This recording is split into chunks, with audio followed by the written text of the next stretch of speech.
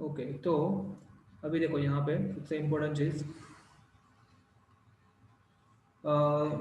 तो क्या देखा आपने अभी तक? हमने पहला पॉइंट ये देखा, सप्लाई डिमांड डिमांड वाला ये देखा हमने, you can see here.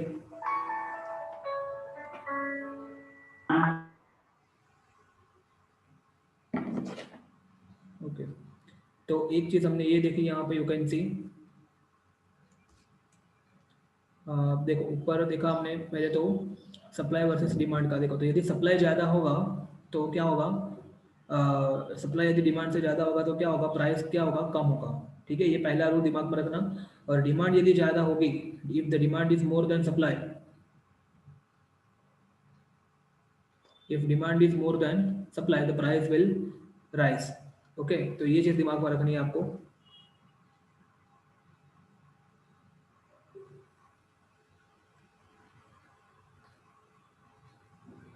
Keep your video on. ये बार बार मेरे को क्यों बोलना पड़ता है यार, व्हाई यू आर इरिटेटिंग मी?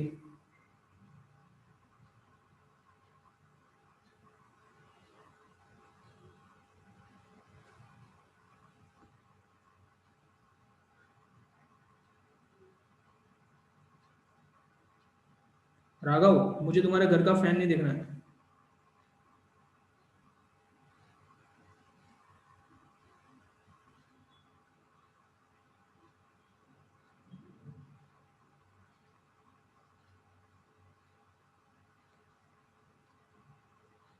राघव,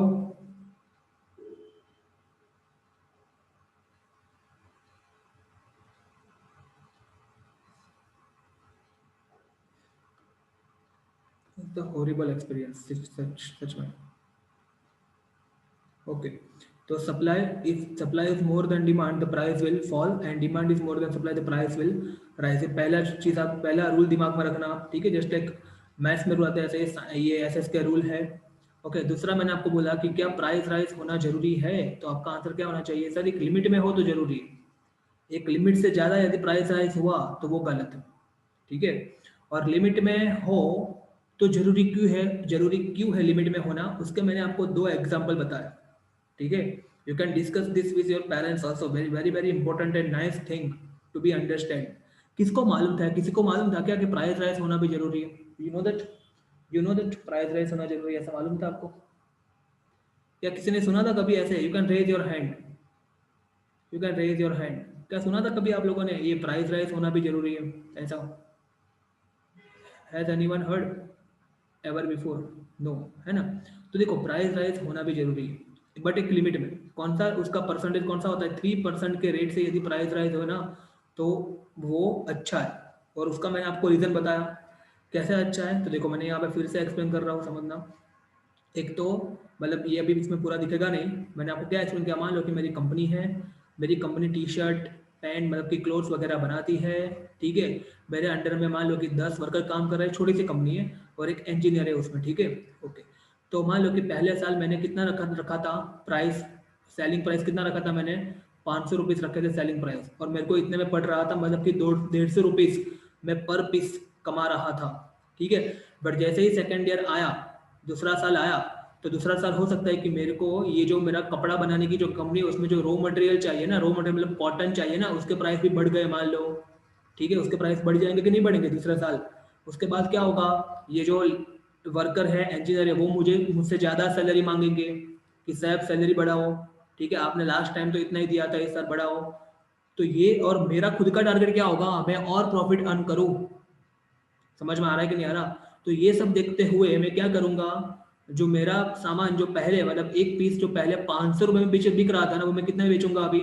600 में बेचूंगा। तो इससे क्या हुआ, प्राइस राइज बढ़ा कि नहीं बढ़ा? है ना? और ये होना जरूरी भी है, बिकॉज यदि ये होगा ही नहीं, प्राइस राइज होगा ही नहीं, तो इन लोगों की सैलरी बढ़ेगी नहीं, आप सोचो। और यदि इन लोगों की सैलरी बढ़ेगी नहीं तो उसका कुछ मतलब नहीं है ना। कोई काम ही नहीं करेगा ना, यदि आपकी सैलरी बढ़ेगी नहीं तो काम करोगे आप? नहीं करोगे, मैं बोल रहा हूँ नहीं करोगे काम, डीमोटिवेट हो जाओगे आप। समझ में आ रहा है? दूसरा, मान लो कि आपने इतनी बड़ी इंडस्ट्री एस्टैब्लिश की, समझो आप, तो आप भी क्या चाहोगे, एक साल आपका जो प्रॉफिट हुआ उससे दूसरे साल में प्रॉफिट कैसा हो, ज्यादा हो कि नहीं हो? समझ, तभी तो आपको मोटिवेशन मिलेगा ना काम करने का। ये मोटिवेशन होता है काम करने का। समझ में आया कि नहीं आया? क्लियर हुआ ये। और दूसरा रीजन क्या है, यदि हमको जीडीपी जो है, जीडीपी यदि आपको हाई करना है कंट्री का, तो मैंने आपको क्या बोला, उसकी कंडीशन क्या है, एक्सपोर्ट कैसा होना चाहिए, ज़्यादा होना चाहिए कंपेयर टू इम्पोर्ट। और एक्सपोर्ट ज़्यादा कब हो पाएगा, जब आपकी कंट्री के अंदर बहुत ज़्यादा इंडस्ट्री एस्टेब्लिश होगी। बहुत ज़्यादा इंडस्ट्री कब एस्टेब्लिश होगी आपकी कंट्री के अंदर, जब वो जो इंडस्ट्री वाले हैं वो इतना अच्छा प्रॉफिट अर्न कर सकेंगे, तभी तो होगा ना ये सब, अदरवाइज होगा, बताओ मेरे को ये। ठीक है, तो उनको प्रॉफिट अर्न करवाने के लिए प्राइस को हाई करना पड़ेगा, सो दैट वो अलग अलग इंडस्ट्री डालने के लिए मोटिवेट हो, और एक समय के बाद इंडस्ट्री इतनी ज़्यादा बढ़ जाएगी कि हम अपना जो सामान है वो इंपोर्ट कर पाएंगे, सॉरी एक्सपोर्ट कर पाएंगे हम। और यदि हमने एक्सपोर्ट कर दिया, हमारी जो रिक्वायरमेंट पूरी हो ही रही है इंडिया की, साथ में हमने जो बचा सामान है वो एक्सपोर्ट भी किया और अच्छी खासी कंपटीशन दी दूसरे कंट्री में, तो क्या होगा, उससे बेनिफिट क्या होगा, उससे यही बेनिफिट होगा कि हमारा जो जीडीपी है वो अप जाएगा, और जीडीपी अप गया मतलब कंट्री डेवलपमेंट की तरफ आगे बढ़ रहा है। तो ये इसका पूरा साइकिल है, आपको समझना है, बहुत ही इंपॉर्टेंट चीज़ है ये। ठीक है, समझ में आया कि नहीं आया, बोलो यहाँ तक समझ में आया। ओके, चलो। उसके अलावा एक चीज़ होती है इन्फ्लेशन। ठीक है, इन्फ्लेशन, इन्फ्लेशन ये एक चीज़ होती है। ठीक है, ये चीज़ मैं समझा रहा हूँ आपको, इन्फ्लेशन समझा रहा हूँ। उसके पहले मैं आपको एक एग्जांपल देने वाला हूँ, ठीक है, लाइव एग्जांपल जो अभी अभी हुआ। और देखो आप में से कितने ज़्यादा लोग इसको, इसमें से मतलब ये बोलते हैं ना, अभी देखो, अभी चलो आपका सोचते हैं, लॉजिकल थिंकिंग सोचते हैं आपका, ठीक है, कितना आप लोग इकोनॉमिक्स को समझ सकते हो। ठीक है, जिसका भी फ्यूचर में प्लानिंग है ना कॉमर्स लेने के लिए, ठीक है, तो उनको तो ये सब पता होना चाहिए बहुत डीप में। चलो देखते हैं कितना कितना आपका लॉजिकल माइंड समझ सकते हैं आप इसको। एक ही सेकंड, एक ही सेकंड, थोड़ा एक ही सेकंड।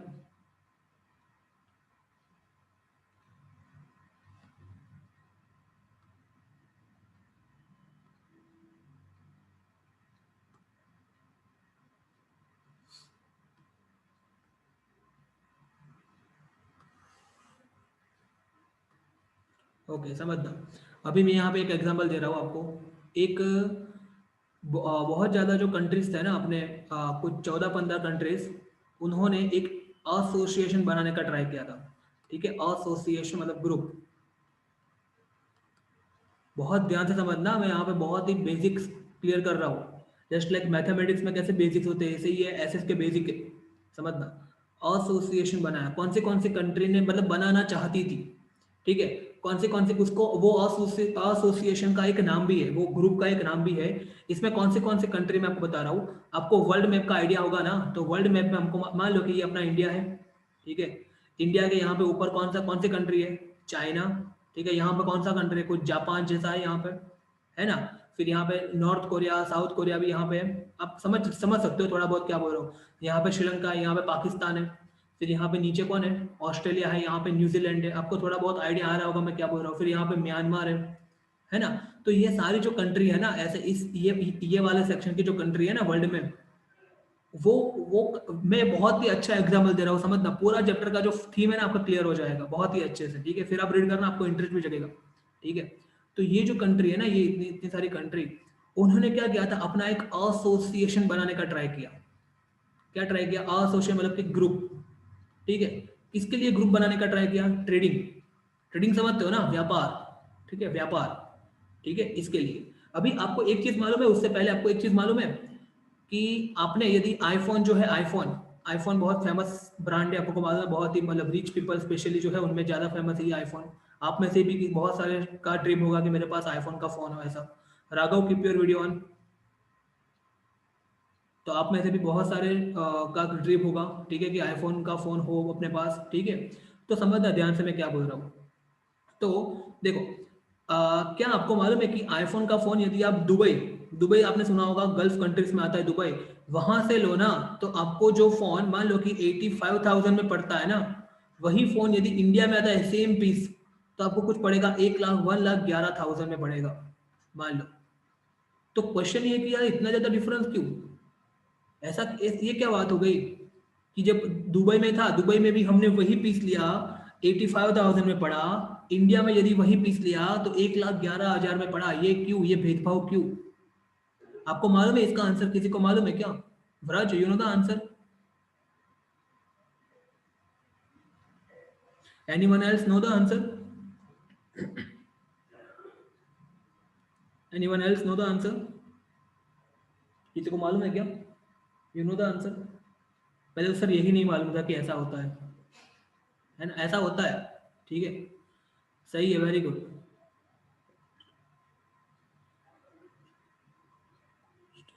सही बात है, सही है। देखो इसका मतलब समझा रहा हूँ मैं, समझता हूँ। ये जो है ना, दुबई से जब कोई भी चीज इंडिया में आई ना, तो बीच में क्या लगता है? Custom duty. क्या लगता है? Custom duty.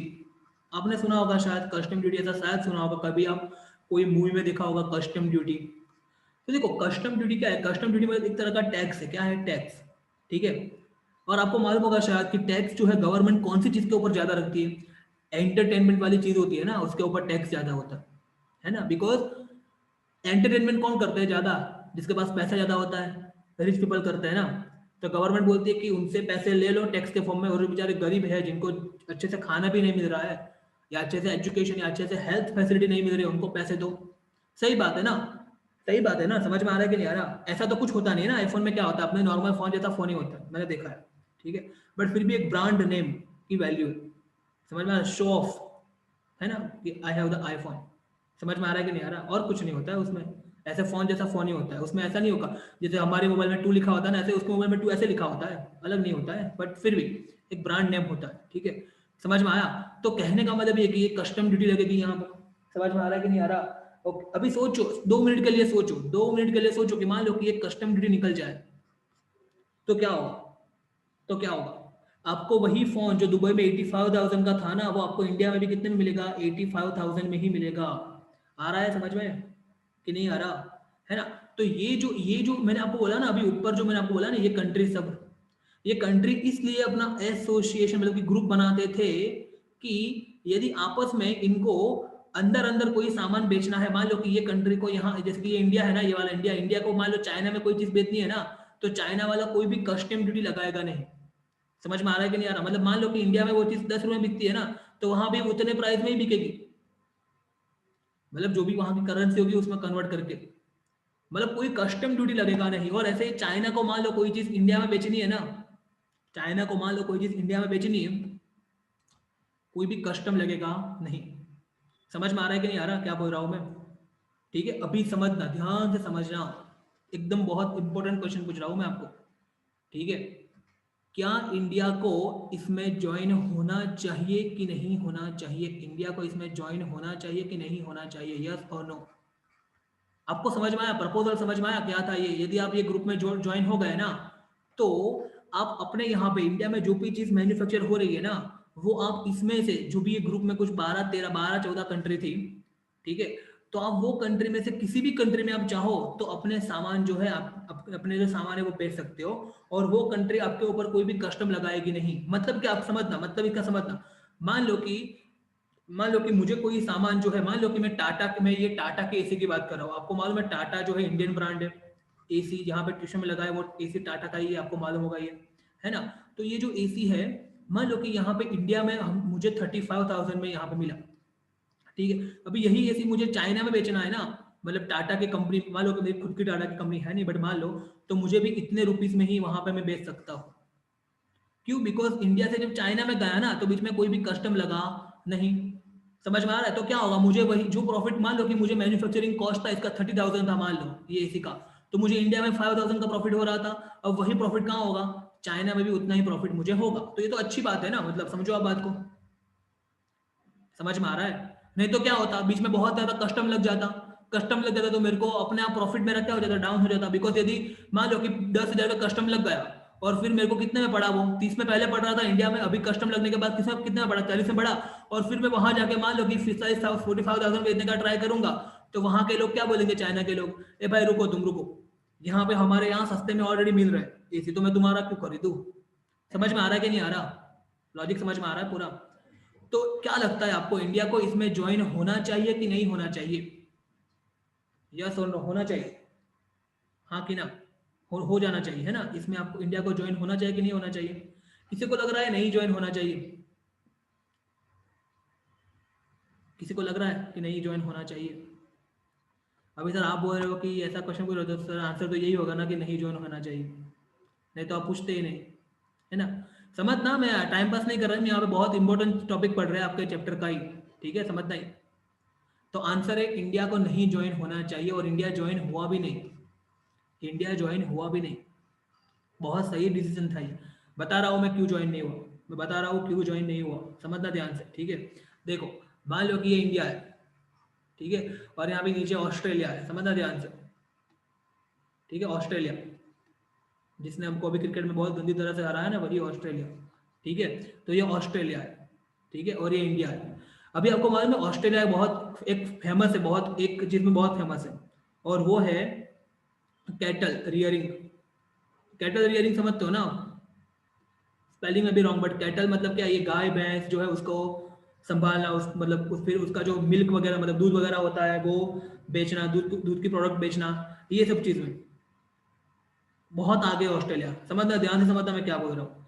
इतना आगे है कि वहां की जो एक भैंस होती है ना, वो कुछ 30 से 40 लीटर दूध देती है पर डे, समझ में आया। और वो भी कैसे, मशीन के साथ, वहां पे मशीन लगे हुए होते हैं। अपने यहाँ पे कैसे आपने देखा होगा कई बार, जो मिल्क निकालने के लिए जो सुबह सुबह जल्दी उठ जाते हैं, जिसमें भी मिल्क मतलब ये गाय भैंस वगैरह होते हैं उनके पास, ठीक है, and all the things are done with the help of hand, but वहां पे मशीन होते हैं अपने आप। समझ में आ रहा है, मशीन सारे काम करता है, समझ में आ रहा है कि नहीं आ रहा। और अल्टीमेटली उनको उनको जो दूध पड़ता है ना, मैन्युफैक्चरिंग कॉस्ट है ना वहां पे मिल्क का, वो कितना है, सिर्फ 3 से 4 rupees per litre. Are you getting और नॉट? बिकॉज वहां पे ये फील्ड में बहुत आगे है ऑस्ट्रेलिया, समझ में आ रहा है? अभी आप सोचो, आपने मान लो कस्टम निकाल दिया, आपने कस्टम निकाल दिया तो क्या होगा, वही ऑस्ट्रेलिया की जो ये जो चीजें 3 से 4 रुपीज पर लीटर वाली चीज कहाँ आएगी, इंडिया में आएगी। बिकॉज आप बीच में तो कोई टैक्स कस्टम ड्यूटी लगा नहीं पाओगे, बिकॉज एग्रीमेंट ऐसा हुआ है। समझ में आया कि नहीं आया? अभी देखो, उसको कितने में पड़ रहा था ऑस्ट्रेलिया को ये दूध, only 3 to 4 rupees per litre में पड़ रहा था।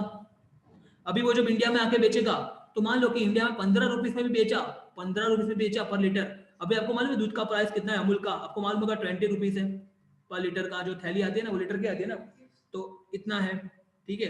तो फिर भी देखो, एक तो कम प्राइस है ऑस्ट्रेलिया वाले मिल्क की, समझ में आ रहा है कि नहीं आ रहा, कम प्राइस है कि नहीं है, क्वालिटी भी अच्छी अच्छी होगी। तो क्या होगा, हम कौन सी चीज लेंगे, हम ये वाली खरीदेंगे कि ये वाली खरीदेंगे? ऑफ कोर्स ये वाली खरीदेंगे। और हमने यदि ये वाली खरीद ली, तो इंडिया की जो चीज है वो तो मार्केट में बिकेगी नहीं, और इंडिया की चीज मार्केट में बिकेगी नहीं, तो ये जो कंपनी जो मैन्युफैक्चर करी थी उसके अंदर में बहुत ज्यादा लोग जॉब कर रहे होंगे ना, आप सोचो। तो उनकी जॉब क्या होगी, चली जाएगी। बिकॉज इसका जो मालिक है वो बोलेगा कि भाई देखो, अभी तो गवर्नमेंट की पॉलिसी ऐसी है कि कहीं से भी दूध मंगा सकते हो, ऑस्ट्रेलिया वाला एकदम सस्ते दाम में बेच रहा है, हमको इतने कम दाम में परवड़ता नहीं है, तो मैं अपनी कंपनी को ताला मार रहा हूँ। तो अब जितने भी यहाँ पे काम करते हो सब निकल जाओ। तो कितने लोग अनएम्प्लॉय हो गए देखो इंडिया में। समझ में आया कि नहीं, आप पूरा साइकिल समझ में आया, आया समझ में? तो ऐसे सब सोचना है, ठीक है, समझ में आया? तो अच्छा देखो, शॉर्ट टर्म बेनिफिट के लिए लॉन्ग टर्म का लॉस है यहाँ पे, आप समझो बात को, है ना। ये जो ग्रुप था वो किसके लिए सही था, जो डेवलप कंट्री है, चाइना के लिए बेस्ट डिसीजन है। बिकॉज चाइना कितना ज्यादा चीज एक्सपोर्ट करती है, आप सोचो। अभी यदि उसके ऊपर से कस्टम निकल गया तो खत्म, बात खत्म, वो फिर वो तो किंग बन जाएगा, अपने इतने ज्यादा प्रोडक्ट बेच देगा वहां पे वो कंट्री में कि पूछो ही मत अब। समझ में आ रहा है कि बोर हो रहा है? आई होप कि समझ में आ रहा होगा मैं क्या बोल रहा हूँ। और ये बहुत इंपॉर्टेंट चीज मैंने आपको एक्सप्लेन किया, समझना है, कस्टम ड्यूटी वाला फंडा समझना है, जो मैंने यहाँ पे एक्सप्लेन किया आपको, ठीक है। समझ में आया कि नहीं आया? तो इसीलिए इंडिया जो है वो ये एसोसिएशन में ज्वाइन हुआ नहीं, बिकॉज उसको मालूम था कि दूसरी कंट्री बहुत डेवलप है, वो अपने जो अच्छे अच्छे सामान है ना वो कम प्राइस में इंडिया में ला देगा। तो इंडियन की जो कंपनी है ना वो बेचारे इंडस्ट्रियलिस्ट क्या हो जाएंगे, डीमोटिवेट हो जाएंगे, वो अपनी कंपनी बंद कर। और यदि उन्होंने अपनी कंपनी बंद तो फिर खत्म। समझ में आया? अपनी राघव प्लीज अपने आप को म्यूट रखो।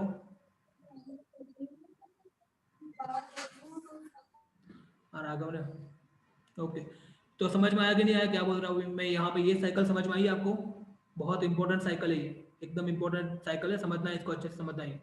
ओके, अभी वापस से हम आते हैं, मैं आपको एक चीज और बता रहा हूँ जो कि मैंने आपको पहले ही बोला, इन्फ्लेशन। क्या बोला मैंने? इन्फ्लेशन, यहाँ लिखा था ना कहीं पे, हाँ ये रहा लिखा था, बट मैंने आगे लिख रहा हूँ, समझना ध्यान से समझना। एक चीज यहाँ लिख रहा हूँ मैं, इन्फ्लेशन।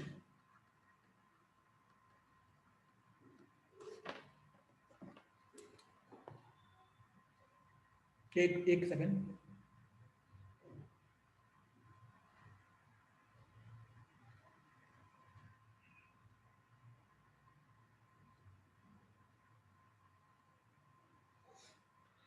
ओके, तो इन्फ्लेशन समझना, ये वर्ड समझना जरूरी है। What is inflation? Okay,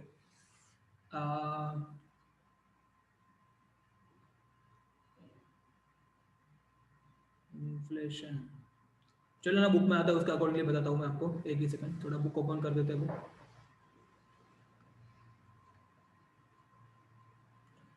book में रीड करने के बाद बताता हूँ मैं इन्फ्लेशन क्या होता है। ये 2-3 साइकिल जो मैंने अभी आपको बताई ना, बहुत इंपॉर्टेंट चीज़ थी। अब इसका थोड़ा दिमाग में फिट करना, ठीक है? अभी हम पढ़ रहे हैं तो और क्लियर होगा, अदरवाइज इसका आंसर आप नहीं लिख पाओगे, ठीक है?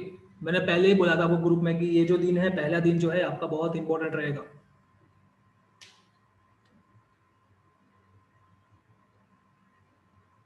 Late this be open 1 minute. Okay, देखो, price rise and consumer awareness. चलो मैं स्टार्ट करता हूँ यहाँ पे। Among many economic and social problem of India, one is price rise. ठीक है, हद से ज़्यादा प्राइस बढ़ रहा है तो ये तो प्रॉब्लम है ही। Continuous and constant price rise, 2 minute.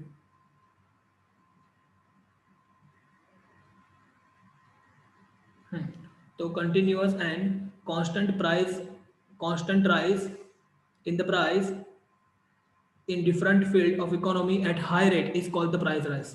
देखो, हाई रेट, यहाँ पे ये वर्ड आना चाहिए, हाई रेट। एक रेट से बढ़ता है ना प्राइस, उसको हम प्राइस राइज नहीं बोल सकते, वो तो अच्छा है। बट यदि एक रेट से ज्यादा, मतलब कि हाई रेट से बढ़ता है ना कोई भी चीज में प्राइस, और वो भी कंटिन्यूअस और कांस्टेंट, उसको बोलते हैं price rise. And that is a problem. समझ में आ रहा है कि नहीं आ रहा? तो रिमेंबर इट, प्राइस राइज होना प्रॉब्लम नहीं है, price rise with high rate is the problem. समझ में आया कि नहीं आया? ओके, थोड़ा डिस्कस करना आप आज घर पे, तो थोड़ा मजा आएगा सब, ठीक है? और ये पता होना चाहिए सब। But price rise along with the stability is beneficial for the economy, ये रीजन आता है आपको एग्जाम में। हाउ कैन वी से कि प्राइस राइज आ, एक मतलब एक लिमिटेड रेट में होगा तो वो कोई भी इकोनॉमी के लिए बेनिफिशियल है। How can we say that? समझ में आया कि नहीं आया? देखो यहाँ पे लिखा है, तो इसका रीजन आता है आपको, और मैंने पूरा एक्सप्लेन किया। Generally, increase in the price result in increasing profit of the organizer and producer। सीधी बात है ना, यदि प्राइस बढ़ेगा तो वो जिसकी कंपनी होगी, मैंने आपको बोला ना मेरी कंपनी थी वो गारमेंट वाली, याद करो, तो मेरे को क्या होगा? प्रॉफिट होगा। Because of the undecided profit they get opportunity, मतलब कौन? इंडस्ट्रियलिस्ट, मतलब कि मैंने आपको एग्जांपल दिया था ना, मैं, they get opportunity to set up the new production unit. मेरे को यदि मेरे को ज्यादा प्रॉफिट मिलेगा, ठीक है, तो मैं क्या करूंगा? नया यूनिट एस्टेब्लिश करूंगा, ठीक है ना? सीधी बात है। Profit amount increases when production cost is less than the price rise. समझ में आया? प्रॉफिट इंक्रीज हो जाएगा ना, देखो आप, प्रॉफिट बढ़ जाएगा मेरा कब? When production cost is less. Production का जो कॉस्ट, मतलब प्रोडक्शन का जो कॉस्ट था वो मेरे को कम बढ़ा, बट उसके सामने प्राइस बहुत अच्छी बढ़ गई, तो मेरे को प्रॉफिट ज्यादा मिल जाएगा, सीधी बात है। So the producer get encouragement for the new investment. देखो, ये एनकरेजमेंट देना बहुत जरूरी है। समझ में आ रहा है कि नहीं आ रहा? बिकॉज अब सोचो, यदि कोई इंडस्ट्री होती नहीं कोई कंट्री में, ठीक है, तो क्या होता? प्रॉब्लम बढ़ जाता बहुत, वो कंट्री का प्रॉब्लम बढ़ जाता, ठीक है? इसीलिए तो हम वो ग्रुप में ज्वाइन नहीं हुए, मैंने आपको बोला ना अभी। वो यदि वो ग्रुप में हम ज्वाइन हो जाते, वो जो एसोसिएशन की बात कर रहा हूँ, यदि उसमें हम ज्वाइन हो जाते तो क्या होता? बाहर की जो कंट्री है ना, उसके जो सामान है इंडिया में सस्ते सस्ते दाम में बिकते। हो सकता है कि बाहर की कंट्री टेक्नोलॉजी में बहुत आगे, टेक्नोलॉजी में बहुत आगे है वो, टेक्नोलॉजी में इतना आगे है वो कि वहाँ पे यदि वहाँ पे जो एसी वगैरह यहाँ पे आ गए, वो भी कस्टम के बिना, तो एकदम कम प्राइस में मिलेंगे। आप सोचो, अभी आप देखना, नेट पे सर्च करना, एम आई का जो टीवी है ना, उसको बाकी के टीवी से कंपेयर करना। एम आई का टीवी कितने सस्ते में मिल जाता है, वो भी अच्छे से फीचर के साथ। देखना आप लोग, आज देखना, है ना? तो कौन कौन नहीं लेगा एम आई, बताओ? और यदि हमने ले लिया तो चाइनीज को बेनिफिट होगा ना, फिर अपनी इंडियन कंपनी को ताला मार लगाना पड़ेगा, आप सोचो। तो ये सब सोचना पड़ता है यहाँ पे। आगे देखते हैं। तो profit amount increases when production cost is less than rise. मैंने रिकॉर्डिंग ऑन नहीं रखा है, हाँ, बहुत सही नहीं रखा है। चलो आगे देखते हैं। तो एज अ रिजल्ट प्रोडक्शन कहाँ गए? तो as a result production activity, production and employment also increases. सीधी बात है ना? जितना प्रोडक्शन एक्टिविटी बढ़ेगी उतना लोगों को एम्प्लॉयमेंट ज़्यादा मिलेगा। Agree or not? Due to increase in the income, producer, organizer, businessman, keep your video on everyone. Due to increase in income, producer, organizer and businessman can increase the wage of their employee. Wage मतलब क्या? Salary. अपने employ की salary बढ़ा सकते हैं. देखा ना, मैंने आपको बताया, एकदम अच्छे से बता दिया. 10 due to increase in income, purchasing capacity also increasing. अभी देखो समझना, जो मैंने आपको बताया ना, मेरी कंपनी में मान लो 10 वर्कर काम कर रहे हैं और एक इंजीनियर काम कर रहा है, मैंने उनकी सैलरी बढ़ा दी, तो क्या करेंगे? वो भी कुछ नई नई चीज परचेस करेंगे, तो उतने पैसे मार्केट में घूमेंगे ज्यादा, है ना? So money spend on usages of commodity increases, resulting into price rise in the living standard and speed of economic development. मतलब कि एक रेट से, अल्टीमेटली कहने का मतलब है कि एक रेट से यदि प्राइस राइज हो तो बहुत अच्छी बात है. आप इसको पूरी साइकिल को समझो आप. ठीक है, अब you are getting the whole cycle. ठीक है, मुझे तो इसमें बहुत इंटरेस्ट है, पर्टिकुलरली ये जो है ना, ये इकोनॉमिक्स वगैरह होता है ना उसमें. ठीक है, कई बार ऐसा लगता है मेरे को गलती से मैंने साइंस ले लिया, नहीं बट इतना भी बुरा नहीं है. बट ये है ना, रियल प्रैक्टिकल वर्ल्ड है ये समझो, ये प्रैक्टिकल वर्ल्ड है.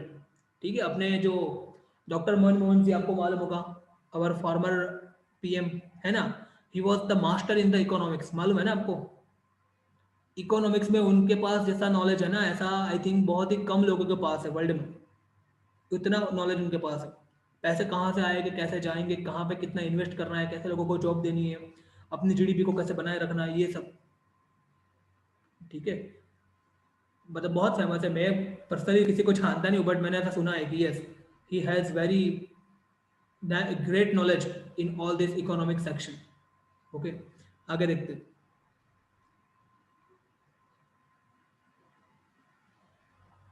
ओके, इसके बाद आगे देखते हैं.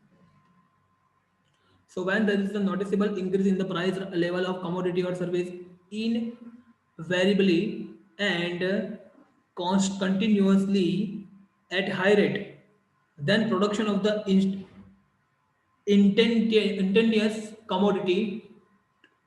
instantaneous commodities and services do not increase, but supply of money increases speedily.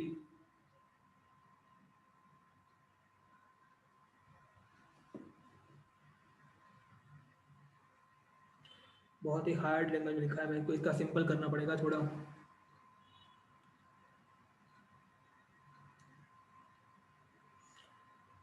एक काम करते चलो यहाँ से, चलो समझा देता हूँ. चलो तो देखो, when there is noticeable increase in the price level of commodity or service, invariably, मतलब एक हद से ज्यादा ही. ठीक है, and continuously,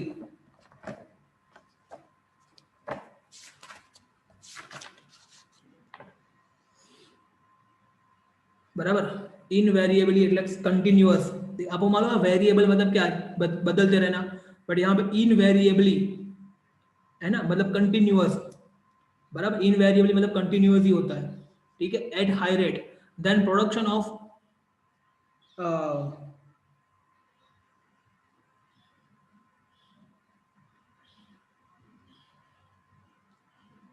then the production of instantaneous commodity and service do not increases.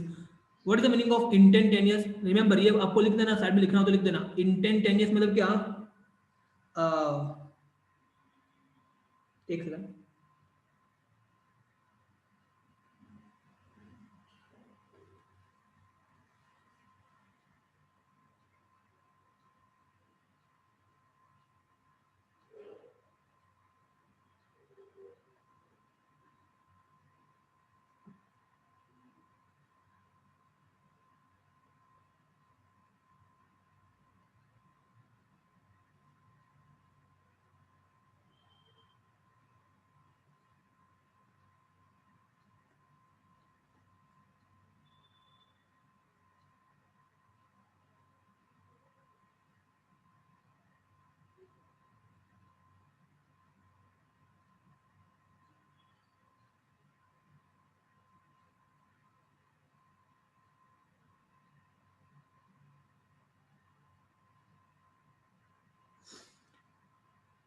ये सेंटेंस का मतलब तो मुझे समझ में आ गया, बट बहुत डीप में है. मैं आपको बताता हूँ बाद में. अभी सुबह में I don't think anyone is in the mood to understand all these things. I can read your facial expression. तो ये मैं बताता हूँ आपको बाद में, ठीक है। सुबह सुबह कौन पैसे की बात कर रहे हैं सुबह सुबह उठ उठ के? ओके, कहाँ से पैसे आएंगे, कितने जाएंगे, ये सब क्या सर आप सुबह सुबह लेके बैठ गए हो? ठीक है, आप सर वाणी मतलब बनिए, हम थोड़ी बनिए। आपको सुबह उठ के पैसे दिखते हैं, हमको थोड़ी दिखते हैं, ठीक है। ओके, तो ये मैं आपको एक्सप्लेन करूंगा, डोंट वरी। ये पैराग्राफ जो है, एक काम करो 2 मिनट के लिए, 2 मिनट के लिए ये 2 पैराग्राफ जो है ना, ये 2 पैराग्राफ 2 मिनट के लिए स्किप कर दो। अभी मैं आपको एक्सप्लेन करता हूँ, दोपहर को हमारा ट्यूशन का, तब एक्सप्लेन करता हूँ मैं 2 पैराग्राफ। ये पहला पैराग्राफ समझ में आ गया आपको? पहले पैराग्राफ में क्या लिखा है? प्राइस राइज एक लिमिटेड रेट से होना कैसा है? सही। ये रीजन बहुत इंपॉर्टेंट रीजन है, आप लोग आपके डाइजेस्ट में भी होगा ये रीजन, बहुत इंपॉर्टेंट क्वेश्चन है, फिर से बोल रहा हूँ, ठीक है। ये जो है ना लिखा है ना, price rise along with the stability is beneficial for the economy, ये बहुत इंपॉर्टेंट क्वेश्चन है। तो इसका आंसर आप लोग परफेक्टली रट्टे मार देना अच्छे से एकदम, और समझ समझ में भी आ गया होगा। चलो आगे बढ़ते हैं थोड़ा बहुत। देखो, reason for the price rise, मैंने आपको अब भी बोला प्राइस राइज का रीजन क्या है, क्या होता है रीजन, क्या होता है प्राइस राइज का? लिमिट। प्राइस राइज का रीजन क्या है? क्या होता है? प्राइस कब बढ़ती है? जब डिमांड ज्यादा हो, है ना, सप्लाई कम हो, तब बढ़ेगी ना प्राइस। सोचो आप, है ना, डिमांड ज्यादा और सप्लाई कम हो, ठीक है। या तो फिर क्या, देखो यहाँ पे 2 रीजन लिखे, देखो मैं लिख रहा हूँ। Due to lack of instantaneous increase in the production and the supply of commodity and service in the economy, ठीक है। लेक मतलब कमी।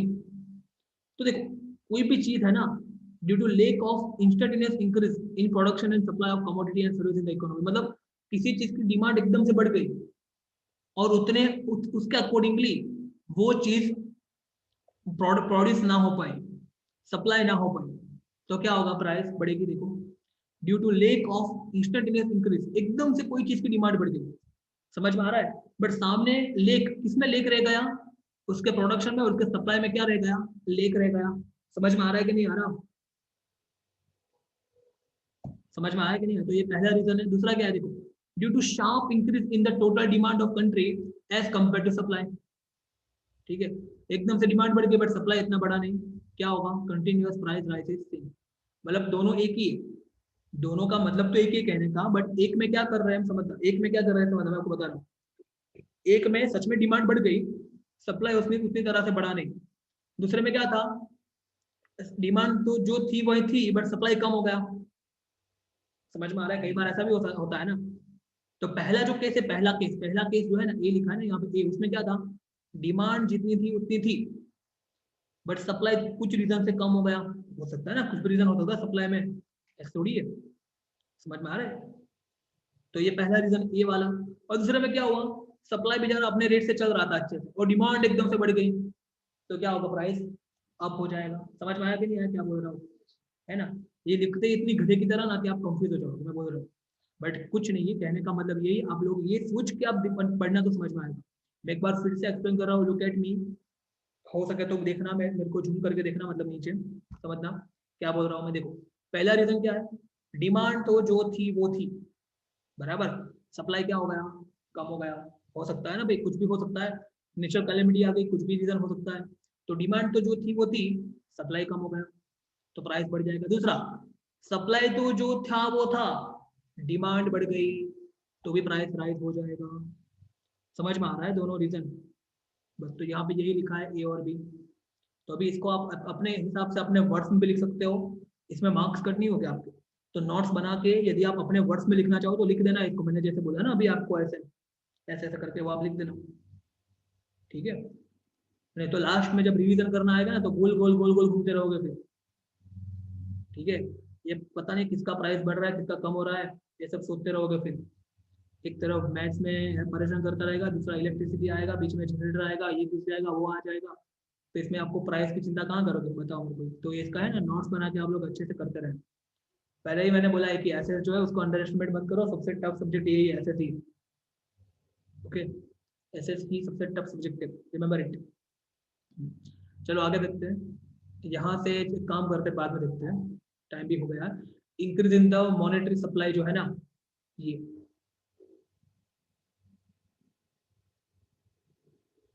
यहाँ से बाद में देखते हैं, ठीक है। तो ये रीजन फॉर द प्राइस है, देखो इतने रीजन है, increase in the monetary supply, दूसरा रीजन क्या है, population growth, increase in the export, high price of the raw material. मैं आपको एक होमवर्क देने वाला हूँ, समझना यहाँ पे जितने भी अभी स्टूडेंट्स ज्वाइन हुए हैं उनको तो मैं बेनिफिट कराऊंगा, ठीक है, बाकी भले नहीं यहाँ पे ज्वाइन हुए, I don't know why they have not join, और मैंने रिकॉर्डिंग तो रखा है बट मैं अपलोड नहीं करूंगा, ठीक है, जब तक मुझे सारे के सारे स्टूडेंट्स का कंफर्मेशन नहीं आ जाएगा ना कि वाई दे आर एब्सेंट, ठीक है, मैं बात नहीं करूंगा जब तक उनसे या तो उनके पेरेंट्स से कि वाई दे आर एब्सेंट, तब तक मैं इसको अपलोड नहीं करूंगा। आप लोग कहीं और से देख लेना, क्या फर्क पड़ता है, नहीं ना, हाँ, कहीं और से देख सकते हो आप, यूट्यूब पे बहुत ज़्यादा सोर्स अवेलेबल है, ठीक है, समझ में आ रहा है कि नहीं आ रहा, क्योंकि आपको मैंने बोला है बिना बिना मेरे को इन्फॉर्मेशन की आपको लीव पे नहीं रख देना, ठीक है, इन्फॉर्म करना ही, ओके, समझ में आया क्या बोल रहा हूँ मैं। चलो एक सेकंड, देखो आपको करना क्या है, होमवर्क में क्या करना है, आपको ये पहला